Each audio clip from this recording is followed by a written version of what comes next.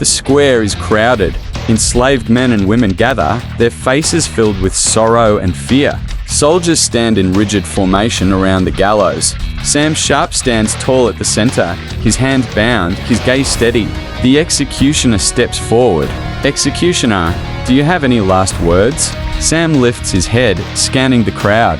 His voice is calm, strong.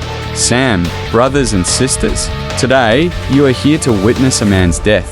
But know this, my death will not be the end. It will be the beginning of something greater." The crowd falls silent, captivated by his words. "Sam, for too long, we have labored under the sun, bled in the fields, and buried our loved ones in chains. But no more." A murmur ripples through the crowd. "Sam, I have preached to you that freedom is your God-given right.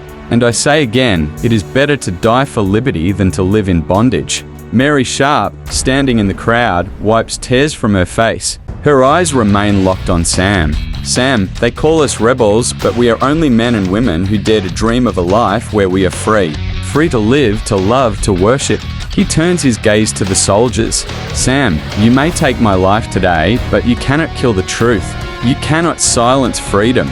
The soldiers shift uncomfortably, some lowering their eyes. Sam turns back to the crowd, raising his bound hands. "Sam, remember this moment.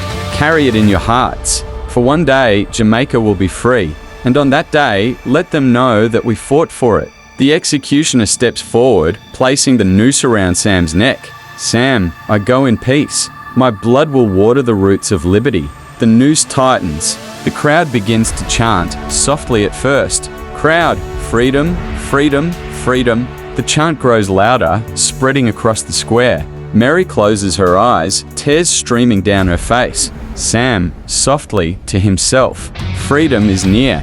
The executioner pulls the lever.